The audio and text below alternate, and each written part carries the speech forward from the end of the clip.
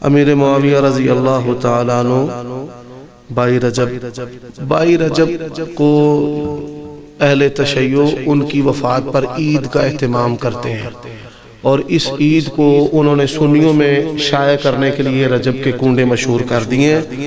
اللہ تبارک و تعالیٰ نے سیدنا معاویہ رضی اللہ تعالیٰ عنہ کو بڑی شان، رفعت، منقبت، بڑی عزت عطا کی۔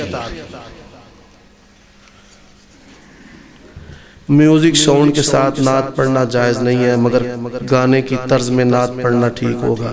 جڑے پڑھ دینے انہوں نے پوچھو، میں کوئی نہیں جو پڑھ دا، بات سیدھی ہے۔ 4 سنتیں اکٹھی پڑھ سکتے ہیں، جیسے زور کی نماز پڑھ سکتے ہیں۔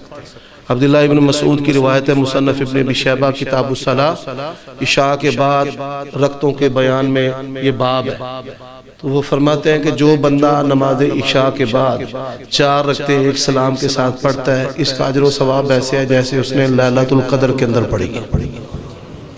حدیث بخاری مسلم کی شرطوں پہ صحیح ہے، 24 کیرٹ کے سونے کی طرح۔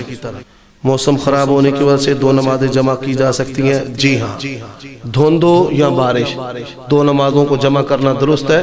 عبداللہ ابن عباس نے جمع بین الصلاتین کے جو اسباب ذکر کیے ہیں، ان میں خوف اور بارش کو بھی ذکر کیا، بغیر خوف ولا مطر۔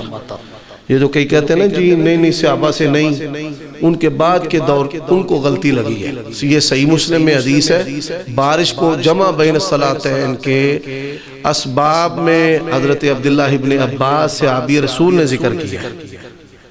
قسطوں کے کاروبار، لین دین کے متعلق قرآن حدیث سے دلیل، بھائی یہ سوال کا جواب جامعہ سلفیہ دے گا۔